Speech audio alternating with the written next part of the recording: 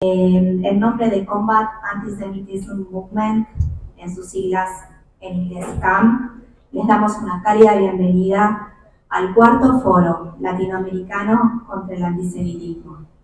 Agradecemos a todos su presencia, reafirmando con ello nuestro compromiso y apoyo en la lucha contra el discurso del odio y el antisemitismo en sus respectivos países. Desde el 2021, CAM viene desarrollando de manera sostenida y con gran esfuerzo estas instancias de encuentro anual. Este año tenemos el placer de que Costa Rica sea sede de esta cuarta edición, contando con la participación de 19 países que responden con convicción al lema Cero Tolerancia al Odio. Para dar formalmente inicio a las sesiones que nos convocan y nos surgen en la actualidad y en la jornada de hoy, invitamos al señor ministro Tovar a dirigirnos su mensaje. Para mí es un enorme placer dar estas breves palabras de apertura al cuarto foro latinoamericano contra el antisemitismo. Estamos aquí convocados en este importante foro que une a tantas personas en una causa común: erradicar el antisemitismo y construir un mundo en el que todos podamos vivir en paz, con dignidad, con respeto. Quisiera destacar el papel que Combat Anti-Semitism Movement, el movimiento de lucha contra el antisemitismo, la CAM, realiza por su liderazgo a nivel mundial en la organización de este tipo de eventos. Por supuesto, también al Centro Israelita Sionista de Costa Rica y a la Alianza Evangélica, que han hecho posible este encuentro. Nos llena de esperanza ver a tantas personas y organizaciones unidas para enfrentar uno de los retos más urgentes de nuestra sociedad, la sociedad mundial: la lucha contra la intolerancia y el odio en todas sus formas. Durante los últimos 3 años, el CAM ha construido un sólido movimiento en América Latina, uniendo a personas de diferentes religiones, culturas, nacionalidades e ideologías políticas para trabajar en conjunto contra el flagelo, el virus del antisemitismo. Muchas gracias al señor Manuel Tovar por sus palabras de apertura. Y a continuación quisiéramos invitar al estrado a la señora Lidia Peralta Cordero a que nos dirija su mensaje. Muchas gracias. Nos reunimos esta mañana en un lugar tan significativo como lo es el Museo de los Niños, con un propósito de la mayor importancia: inaugurar el cuarto Foro Latinoamericano contra el Antisemitismo, organizado por el Movimiento de Lucha contra el Antisemitismo, CAM. En el transcurso de estos días, los participantes tendrán la oportunidad de reflexionar sobre la importancia de la lucha contra el antisemitismo en nuestra sociedad y en las sociedades de América Latina. Costa Rica es un país que se enorgullece de su tradición democrática y de su compromiso con los derechos humanos, por lo que la lucha contra el antisemitismo es una responsabilidad que asumimos con firmeza y con convicción. Las redes sociales, con toda su capacidad para conectar y compartir información, también han servido como plataformas donde los discursos de odio pueden propagarse de manera rápida y peligrosa. La Alianza Internacional para la Conmemoración del Holocausto, IRA, por sus siglas en inglés, define el antisemitismo de la siguiente manera: es una percepción de los judíos que puede manifestarse como odio hacia ellos. Las manifestaciones retóricas y físicas de antisemitismo están dirigidas a personas judías o no judías, o a sus propiedades, a instituciones de la comunidad judía e instalaciones religiosas. Costa Rica ha apoyado formalmente esta definición, aunque no se hayan adoptado los ejemplos que el IRA le anexa, Como seguramente manifestó ayer el señor vicepresidente Brunner, nuestro sistema legal funciona con el principio de tipicidad de las conductas sancionables, por lo que se considera que sujetarla a ejemplos más que reforzar puede debilitar la definición de una conducta que es ilícita en sí. Tomando en cuenta la citada definición, es claro que el antisemitismo empieza por una percepción que se traduce en odio y justamente uno de los aspectos más alarmantes de la propagación del antisemitismo en las redes sociales es la facilidad con la que se diseminan estereotipos, mentiras y teorías de conspiración. Es por ello por lo que no podemos permanecer indiferentes ante esta realidad. Al contrario, debemos ser activos en la construcción de un entorno digital donde prevalezcan el respeto y la empatía. En este sentido, la educación se erige como nuestra herramienta más poderosa. La ignorancia y la falta de conocimiento son terreno fértil para el prejuicio. La educación permite, en cambio, abrir la mente y el corazón, entender la diversidad y reconocer la dignidad de cada ser humano. Costa Rica ha hecho esfuerzos para que en las escuelas, en universidades y en todos los espacios educativos se fomenten programas que incluyan la enseñanza de la historia, de las consecuencias del odio y de la guerra, de la importancia del respeto por los derechos humanos y de las lecciones que la humanidad ha aprendido a través de trágicos episodios como el Holocausto. Cuando enseñamos sobre el pasado, evitamos repetir los errores y los horrores de antaño. Para concluir, hago un llamado a todos los presentes, a todos los que escuchan este mensaje, para que se conviertan en agentes activos de esta causa. No basta con condenar el antisemitismo, debemos trabajar juntos desde la educación, el activismo y el ejemplo diario, para erradicarlo de nuestra sociedad. Muchas gracias. Shalom.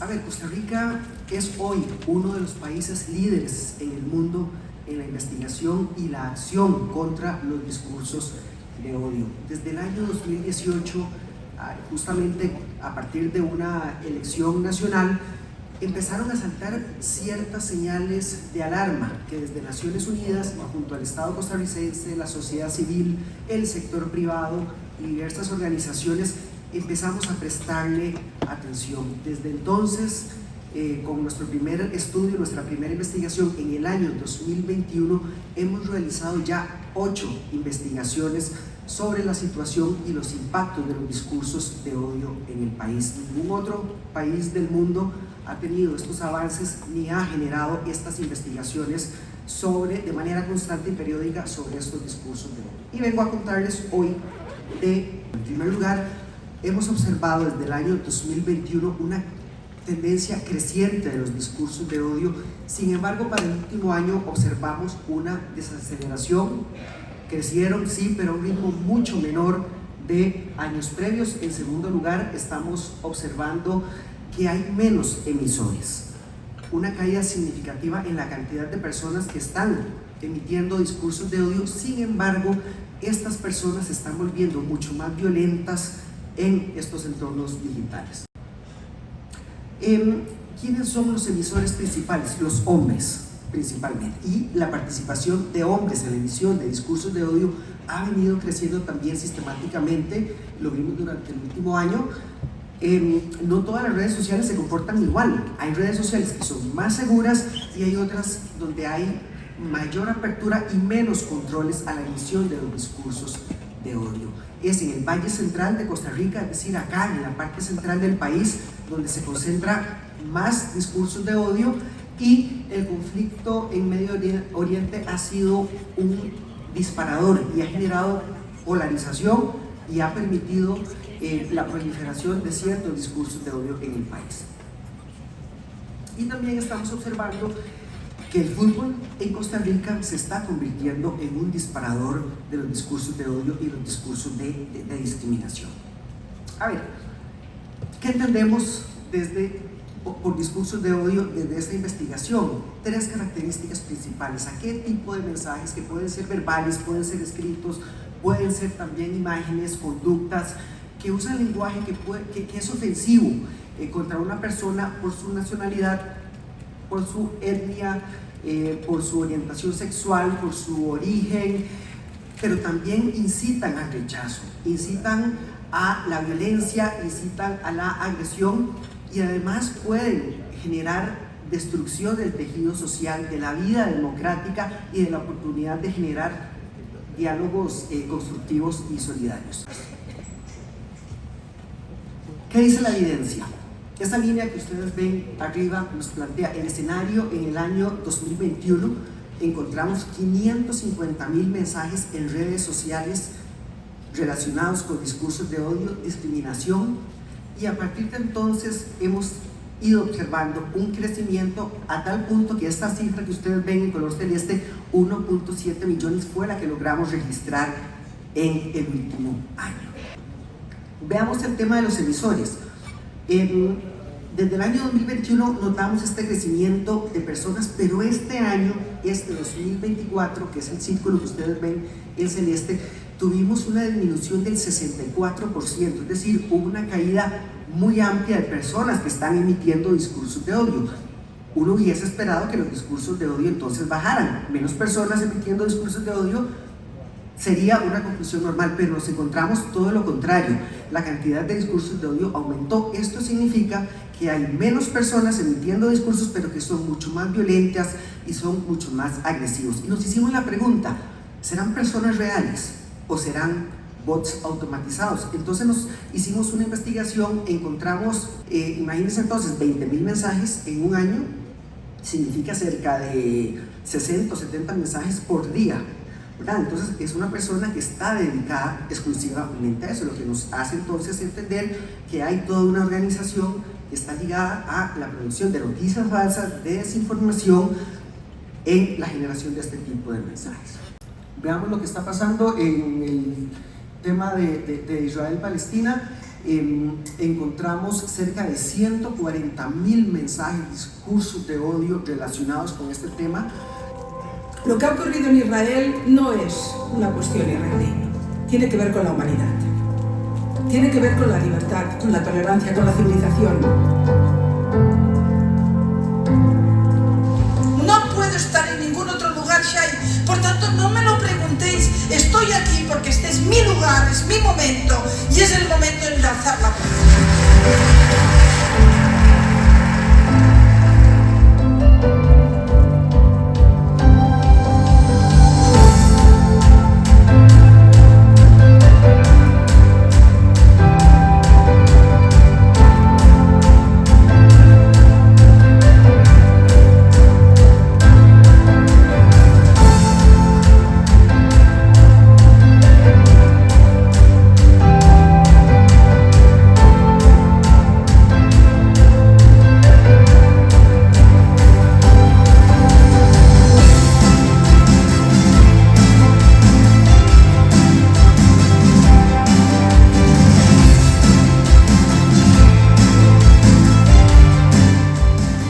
Construir amor, construir vida, aquí donde había muerto.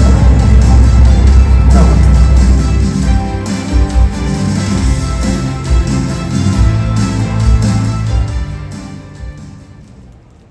Estamos. Wow, esto no se hace, ¿eh? No se hace No. eso. La Pilar no sabía de esta sorpresa, así que le cuento solamente que este mismo video hemos transmitido en Nueva York hace unos meses en un encuentro global de influencers, donde tuvimos el gusto de tener a Pilar con un discurso importante y poder hacer un reconocimiento por toda su labor desde el 7 de octubre, así que Bueno. comienzo con eso. Muchísimas gracias. No, para nada, gracias, no. Estamos aquí porque nos corresponde hacer la voz a aquellos que tenemos voz. Yo creo, Shai, que hay algo que es importante. Es un tiempo de tomar responsabilidades. Cada uno de nosotros, la que pueda y como pueda. Todos no podemos hacer lo mismo. Hay personas que podrán actuar en el ámbito comunitario o en el ámbito político. Hay personas que podrán actuar en el ámbito periodístico, en la vida colectiva, o quizás solo podrán intervenir para ayudar a que sus hijos puedan vivir en las universidades sin tener demasiados problemas porque los han preparado argumentalmente. Y los que tenemos capacidad de hablar públicamente y de vez en cuando nos escuchan, tenemos que alzar la voz, porque este es un momento de mucha confusión, de crecimiento claramente del odio y de perversión de los valores fundamentales en los que creemos nosotros. Por tanto, Estamos aquí porque toca, porque nos corresponde. Muchas gracias, Pilar. Me gustaría presentarle un video. Exactamente hace un mes, el 7 de octubre, escribí este tweet, este pequeño mensaje en mi cuenta de Twitter. Va a pasar lo siguiente. Primero, los muertos israelíes no existirán. Segundo, los medios no hablarán de terrorismo palestino contra civiles. Tercero, Israel se defenderá. Cuarto, los medios dirán que Israel masacra a palestinos. Quinto, Israel será terrorista. Sexto, la progresía escupirá su odio a Israel. Lo escribí hace un mes. Es peor. No solo no me equivoqué, desgraciadamente, quizá ya son los años que uno se dedica a la lucha contra el antisemitismo y se dedica al odio, también a la lucha contra el odio de Israel, que es también antisemitismo, que uno ya es capaz de prever por dónde irán las cosas. Pero a pesar de todo, les diré con toda la dureza y con toda la herida interior que siento, que no me esperaba tanto vacío moral, no me esperaba tanta bajeza y tanta incapacidad de conmiseración de una parte muy importante de mi sociedad respecto a la muerte y el dolor israelí. Bien, para poner un poco en contexto, esto es del tercer foro latinoamericano contra el antisemitismo que se llevó a cabo en Uruguay, sede del foro anterior, exactamente a un mes del ataque del 7 de octubre. O sea, comenzamos justo con el evento el 7 de noviembre, donde diste estas palabras y este video se viralizó. Estimamos que llegó a más de 1 millón de personas. Y mi pregunta es, ¿qué ha cambiado desde aquel discurso y ese vacío moral que estabas mencionando? No, ¿Estamos en la misma? No, ya yo lamento decirlo, pero creo que en un lugar como este es donde hay que hablar claro. Estamos peor. Estamos literalmente peor. Todas las posibilidades que podían haber ocurrido han ocurrido. La perversión completa de la información en el conflicto, la criminalización de Israel y la reducción del conflicto a una cuestión maniquea de buenos y malos, y el crecimiento de un discurso de odio a ya no solo a los israelíes, sino globalmente a todo el mundo judío. El antisemitismo se está convirtiendo en una idea fuerza en la opinión pública y está atravesando completamente el pensamiento colectivo. Ayer creo que la embajadora de Israel aquí en Costa Rica hacía una pregunta que me parece muy pertinente. Preguntaba, ¿hay algún país del mundo donde los judíos pueden estar absolutamente tranquilos de vivir sin que su condición de judíos no les cree ningún problema? No hay hoy ninguno. De hecho, creo que es hoy mismo o ayer que Israel hizo un informe de los países donde hay más riesgo para los judíos y decían algo que a mí me parece terrible, porque los 5 primeros eran todos europeos. Decía que Inglaterra y Francia se han convertido en una zona de altísimo riesgo para los judíos, y después Holanda, España, Italia y Bélgica completaban estos 5 países donde el riesgo de los judíos para vivir en ellos era muy alto, de altísimo a muy alto.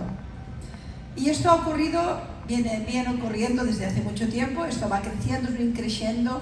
Cuando empezó, recuerden ustedes que la primera persona que murió por ser judía después de la Segunda Guerra Mundial murió en Francia, asesinada. Y a partir de ahí hemos sumado, quizá por suerte no tantas víctimas hasta el 7 de octubre, pero sí cantidad enorme de actos antisemitas que han ido creciendo en todos los países globalmente, también en Latinoamérica de manera muy seria. Hay gente que no conoce, por ejemplo, que el país con unos índices de antisemitismo más altos de todo el continente es Uruguay. Un país que nunca imaginarías, porque hablamos de un país tranquilo y un país donde no parece que se pueda cuajar este concepto, pero otros países le siguen a la zaga. Es decir, si tú me preguntas qué ha cambiado, no, cambiar no ha cambiado, pero el discurso de odio ha aumentado, la criminalización a Israel se ha disparado a un volumen terrible, con además la aquiescencia de cantidad de líderes políticos que han ayudado a crearlo y que hay que decirlos. Creo que aquí hay colombianos. Petro es un culpable directo, por ejemplo, en Latinoamérica del discurso de odio que se ha ido produciendo respecto a los judíos, pero no solo él, por supuesto, que les cuento de Maduro, que les cuento de todo el régimen bolivariano, que les cuento de las puras izquierdas en Latinoamérica, que les digo de los campos americanos y, por supuesto, que les digo de Europa. Ayer lo comentaba en el acto que hicimos por la noche, pero yo creo que hay que reiterarlo. A mí no me había ocurrido nunca que me pararan amigos judíos en Barcelona diciendo me da miedo salir a la calle, me da miedo que mis vecinos sepan que soy judío y por supuesto me escondo mi Magen David o me escondo mi Kappa. Esto pasa no en Irán, está pasando en Barcelona, por supuesto en París, que les cuento de lo que ocurrió en Ámsterdam, ¿no? Por tanto, perdona mi respuesta que fue demasiado larga quizá, pero ¿qué ha cambiado? Que no se ha parado, que ha ido a peor, con la complicidad de medios de comunicación, de líderes intelectuales, de líderes políticos. Es una perversión absoluta de la verdad informativa, de la decencia y del discurso a favor de la tolerancia. Me gustaría que veamos otro video y hablamos también.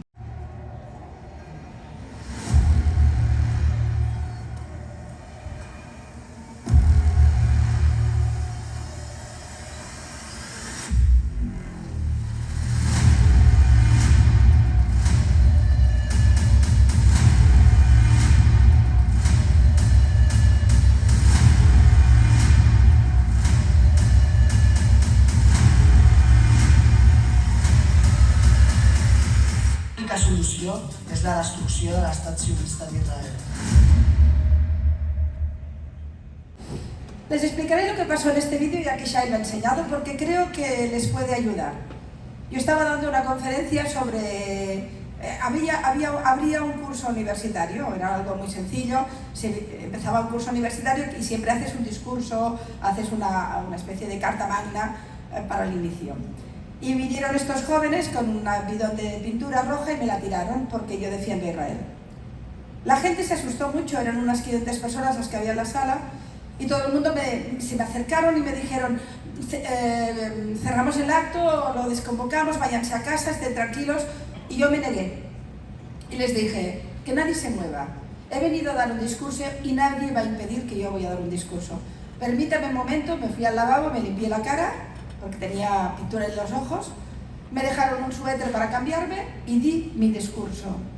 Y lo digo porque no porque sea por una cuestión de coraje, porque algo tengo pero no, sino porque no podemos permitir que el discurso de odio nos impide hablar. Ganan espacio. Cada vez que nos asustamos, ganan ellos. Cada vez que nos tapan la boca, ganan ellos. Cada vez que nos asustan, ganan ellos. Yo no lo voy a permitir.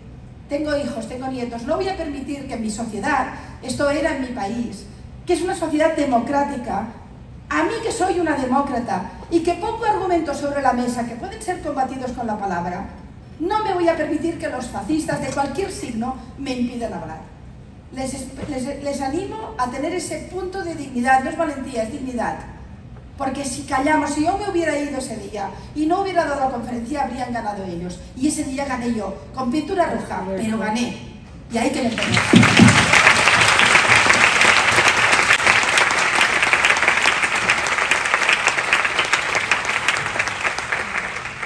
Igual para ir cerrando, me parece que también te lo pregunté en otra oportunidad, me parece que era en enero de este año en Punta del Este, en Montevideo, perdón. Era que te pregunté el porqué, y me gustaría, se mencionó ayer varios ponentes, incluyendo el señor vicepresidente de la República, habló del tema de la importancia de la definición de AIRA.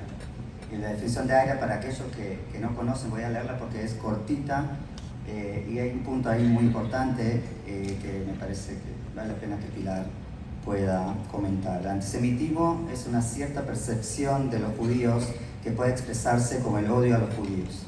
Las manifestaciones físicas y retóricas del antisemitismo se dirigen a las personas judías o no judías y o a sus bienes, a las instituciones de las comunidades judías y a sus lugares de culto. Nosotros más tarde vamos a presentar, Susi le va a mostrar una encuesta que hicimos acerca de la percepción del antisemitismo o el impacto que tuvo el antisemitismo en la población no judía. Tú eres defensora de derechos humanos, de la libertad y del pueblo de Israel y del Estado judío. ¿Cuál es el rol y por qué los no judíos tienen que seguir con esa causa. Bueno, es que la única opción para ganar esta guerra dialéctica, esta guerra de ideas, o esta guerra por la decencia y por las libertades, la única posibilidad es que los no judíos se impliquen, y se impliquen de una forma directa. Si no hay implicación, no va a servir de nada. Es decir, de la misma manera que el odio que se produjo en Europa con todo el discurso antisemita de siglos, porque empezó con la expulsión en la vieja Sefarat y acabó en Auschwitz, con un largo proceso, esa siempre fue una causa de los no judíos. Yo creo que hay que decirlo con rotundidad. Los judíos son las víctimas, pero no tienen en sus manos, aunque pongan mucho interés o mucha fuerza, en la lucha contra un prejuicio, contra un odio que les afecta directamente. Entonces, ¿cuál es nuestro papel? Es el papel de los que tenemos que poner luz en momentos. Hablabas tú ayer de la oscuridad y la luz, ¿no? La oscuridad solo vence cuando no hay luz. Tenemos que poner lucecitas, focos, diciendo, cuidado, que en mi ciudad hay gente que por ser judía tiene miedo de salir a la calle, o de que le vean con una identidad propia.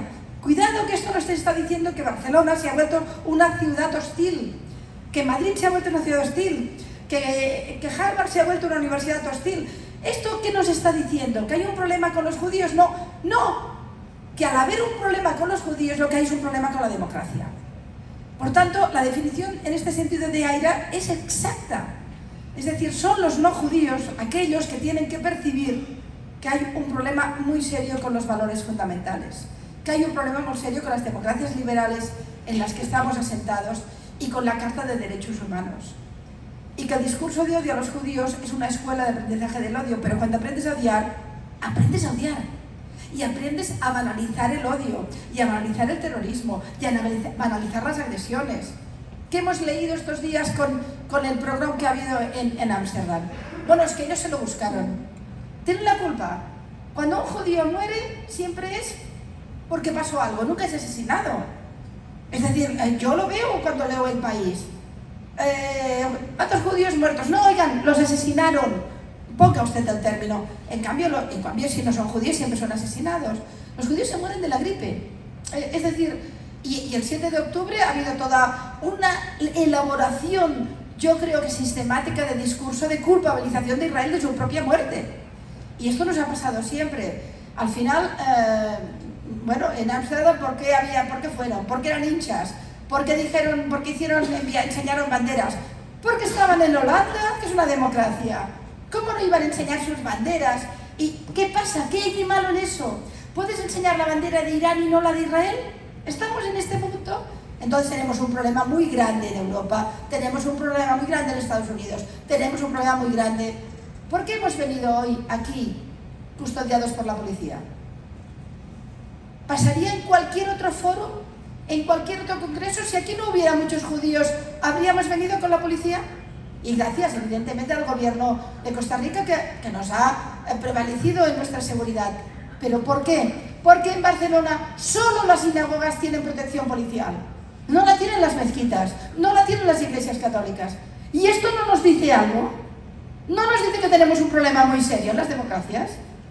Porque si los judíos no pueden vivir como judíos en una democracia, ya no es una democracia. Ese es el tema fundamental. Piénsenlo todos, sobre todo los que no son judíos. Nosotros estamos viviendo en democracias que a una parte de nuestra población, sea poca, mucho lo que haga falta, les estamos diciendo que no pueden vivir en plenitud su condición judía. Estamos dejando de ser una democracia. Yo no pienso lo mismo, yo no hablo de genocidio. No, es cierto. Y tengo el derecho no solo a pensarlo, sino a decir por qué lo pienso. Pero está negado, está negado, absolutamente negado. El debate, porque primero, porque un genocidio es otra cosa, por Dios. No se puede banalizar ni blanquear lo que significaron los genocidios en el mundo.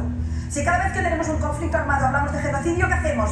¿Qué hablamos de 400.000 muertos en el Yemen? Ah, pero esto no interesa a los progres estos. A esa izquierda reaccionaria esto no interesa. ¿Para qué? ¿El Yemen dónde está? ¿O qué significó los 150.000 desplazados en Nagorno-Karabaj? ¿Dónde estabais?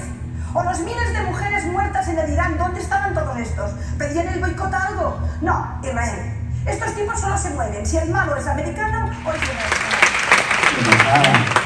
Bueno, perdonen el tono, era un debate político intenso en mi país, que no es nada fácil mantener mis posiciones, pero ahí estamos, ¿no? Mira, acababas de comentar lo de Costa Rica. Yo no sé hacerlo, pero creo que hiciste muy bien.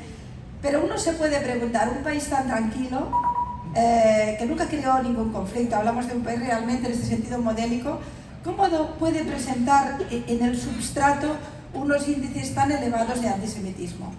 Y tiene que ver con lo sutil que es el antisemitismo. Se impregna en el pensamiento. A veces las personas no creen que lo sean, pero tienen una percepción de que el judío es un problema, de que si no hubiera judíos en el mundo iría mejor, que la culpa de las guerras es Israel. Todos estos elementos que están en la definición sobre el antisemitismo a veces están percibidos como naturales, como normalizados. El problema que tenemos tiene que ver con esto. En el debate de televisión en España que hoy habéis enseñado, que fue luego, eso me implicó a mí una cantidad de discurso de odio contra mi persona en redes, que me pasé 2 días bloqueando gente, porque lo bueno de las redes es que puede bloquearse, ¿eh? Háganlo.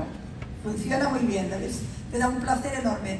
Pero bueno, evidentemente me dijeron de todo, de rata, sionista, genocida, yo qué sé, lo que ustedes quieran, y todos eran grandes pensadores los que me atacaban. Pero el tema es que la inmensa mayoría de los que practican un discurso o banalizador del terrorismo, o que odian a Israel, o que incluso no saben que son judeofobos, pero lo son, es que no lo perciben como tal. Es casi ambiental, son buena gente. Es decir, el antisemitismo no solo lo practican los malos, lo practica la buena gente, que está convencida que es lo correcto, que en la guerra de Israel en Gaza, unos son pobrecitos y los otros son muy malos y tienen muchas armas, ignorando toda la enorme complejidad geoestratégica y política en la zona, el papel de mastermind de Irán, ignorándolo todo, ignorando que jamás tenía, porque esto ha cambiado, 27 brigadas que implicaban alrededor de 40.000 soldados, armados hasta los dientes. Por eso ha habido una guerra. ¿O es que la guerra se creen que solo es contra hospitales y escuelas? La guerra es contra un ejército armado. Por eso hay muertos. Y en las guerras muere la gente, desgraciadamente. Y a veces muere la gente civil, por supuesto, como ha pasado en todas las guerras, pero no he visto manifestaciones en la guerra de Siria, no la he visto en la guerra de Yemen, no la he visto en la lucha contra las mujeres tan abandonadas afganas o iraníes. Todo eso nunca existe, lo que decía Aquino. Y claro, el ciudadano normal, de golpe, primero, tiene una información falseada permanentemente, con lo cual cree que lo correcto es odiar a Israel porque son muy malos. Luego tiene un bagaje cultural de siglos, que vino primero del cristianismo, pero luego también ha venido de otras fuentes, de que el judío es problemático, que bueno, siempre tuvo ahí, Y al final esto se convierte en una bola enorme. Yo una vez lo dije y creo que el dato es muy claro, Shai. En el mundo hay 8.000 millones de personas. Los 8.000 millones de personas no saben dónde está mi país, que es Cataluña. Perdónenme que haga mi pequeño spot. Es decir, estamos en España, pero es una cosa que se llama los catalanes, que hablamos un idioma, tenemos una cultura. Los 8.000 millones no hablan de nosotros. Los 8.000 millones no hablan de Nagorno-Karabaj. Los 8.000 millones de personas no hablan de cantidad de conflictos en el mundo pero los 8.000 millones hablan de 15 millones de judíos. Los judíos son una manchita, un granito de arena en el gran magma del mundo. Y ese mundo que casi no sabe nada de ningún conflicto, sitúa a Israel, sabe que es muy malo y que hay una cosa que se llama judíos, que seguro que tienen alguna culpa. Por eso el antisemitismo es tan importante, porque afecta al colectivo mundial, porque cualquier persona puede no saber nada de nada, excepto de este tema, porque mi peluquera en Barcelona sabe que Israel existe y es muy malo, pero no sabe que existe el Yemen, y no sabe qué pasó en Siria, pero sabe que Israel existe y es muy malo. Y el señor que me aparca el coche en mi parking sabe que Israel es muy malo. ¿Cómo combatimos eso? Eso es lo grande de esta historia. Por eso es tan trágico y tan problemático. Porque además en el odio a los judíos, como comentábamos ayer, vehiculamos el discurso de odio global. Aprendemos a odiar. Es una escuela de odio. En fin, bueno, no sé si te he respondido porque no recuerdo la pregunta, pero... No, pregunta. Lo bueno es que no hubo pregunta, hubo video. No hubo pregunta. Pero sí, si quieres igual una pregunta, yo sé que es difícil ese capítulo de medios, resumirlo en un minuto, pero acá hay gente que quiere saber, que tiene una herramienta hoy que es redes sociales, y sabemos que hay una manipulación de información muy importante. En su momento, mismo estabas hablando de los bots, del 8 de octubre, que está obviamente bien planificado por Rusia e Irán. Pero ¿cuál sería tu mensaje en ese sentido de lo que tiene que ver con nuestra responsabilidad y cómo hacemos frente a esa manipulación de información que hay en redes sociales? A ver, la mala noticia, Shai, es que vosotros, los judíos, no podéis hacerle frente. Lo siento, es que no sois nada. Es que 15 millones de personas entre 8.000 millones no es nada. La cuestión es si los no judíos asumen como propia esta lucha. Y asumen como propia que la desinformación en las redes sociales es la peor forma de gebelismo que ha existido. Yo alguna vez acuñé hace muchos años una frase que les regalo, que sea de todos, pero que creo que es cierta. Lo que ocurre hoy en día con las redes sociales es Goebbels con Internet. Goebbels ya inventó esa idea de que una mentira repetida muchas veces se convertía en una verdad. Pero hoy tenemos una viralización de la mentira. Y los que estamos luchando contra esa viralización somos muy pocos. Porque hay una parte muy sustancial del mundo que piensa, del mundo que quiere luchar contra las ideas de odio, que no está actuando en este tema. Como si el tema judío no les correspondiera. El tema judío siempre es otro tema. Está allí, es su problema. Nunca fue el problema de los judíos. En Auschwitz murieron, pero Auschwitz no fue un problema de los judíos, fue un problema de Europa. Y de hecho hundió Europa. Y lo que me gusta recordar siempre es que este tema nos hunde a todos. Este es un tema que nos alerta en la mala salud de nuestras democracias y que acaba estallando siempre. Es decir, pregúntense ustedes por qué hay manifestaciones en mi ciudad, Barcelona, por no hablar de otros, en Buenos Aires, en los campus universitarios americanos o probablemente también en Costa Rica respecto al tema de Gaza. ¿Por qué? Porque no veo esas manifestaciones en países árabes, donde saben que lo de Hamas es otra cosa. Y no las he visto sobre ninguna causa. A mí me rompió, por ejemplo, yo soy una feminista de toda la vida, luché para cambiar el Código Penal español, para luchar contra la violencia de género, en fin.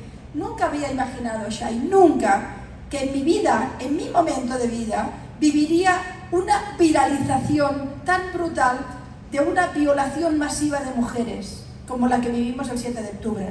Pero ¿dónde están las feministas? Lo comentamos en la OEA en Washington, lo pregunté con rotundidad, ¿dónde están? O en Nueva York. Me horroriza. Hemos formado parte de las mujeres de las campañas del Me Too, de la lucha por las niñas nigerianas, etc. Pero cuando eran violadas las judías, entonces ya no eran violadas, eran judías. Y por tanto culpables. Y esto es una ruptura, un quiebro de los valores que son fundamentales. Entonces, ¿cómo luchamos en redes? En redes nuestro principal enemigo es que la red no piensa, enseña. Lo decía Sam hace un rato en el autobús y con toda razón, estamos en una cultura de la visualización. Estamos en un momento donde la gente no se hace preguntas, pero tiene muchas respuestas. No sabe casi nada, pero cree que lo sabe todo. El conflicto de Israel es un conflicto que hace 75 años que dura. Los que llevamos toda la vida siguiéndolo, aún tenemos dificultades para entenderlo. En cambio, mi peluquera ya lo sabe todo porque le han explicado que hay un país muy malo, que es muy grande y muy colonizador. No ha visto el mapa, no ha visto el mapa. Entonces, claro, son colonizadores, porque el mapa no lo han visto. Si lo vieran, igual dirían que tanto no lo son de colonizadores, ¿no? Pero es igual, le han dado las respuestas. Le han enseñado los niños y le han dado las respuestas. Y ya lo tiene. Y es una buena persona y odia a quien corresponde. Luchar contra eso. Y luego hay otro tema que es importante en las redes. Que nosotros luchamos uno por uno, pero luego existen los bots. El dato que tú comentabas es un dato que yo no lo tengo actualizado, lo actualicé en aquel momento hace un año. Pero a los 3 días del 7 de octubre, 40.000 bots rusos ya estaban culpando a Israel de lo que había ocurrido. Y eran de fabricación rusa. ¿O se creen ustedes que no existen los almacenes de fabricación de noticias falsas? Los dos países del mundo, aparte de China, que no podemos controlar o no sabemos muy bien, pero los dos países del mundo que generan más discurso de odio falseado en bots son Rusia e Irán. Precisamente amigos no son. Entonces tienes los bots, tienes el liderazgo de grandes ideólogos yihadistas en el top 10 de los que tienen más seguidores en las redes. Esto también se olvida. El Papa o Trump aún está en X, no sé, ahora claro, con Musk ahora sí, ¿no? Pero no son los que tienen más seguidores. Recuerdo que los que tenían más seguidores hace un tiempo, cuando lo miré, eran 2 líderes yihadistas.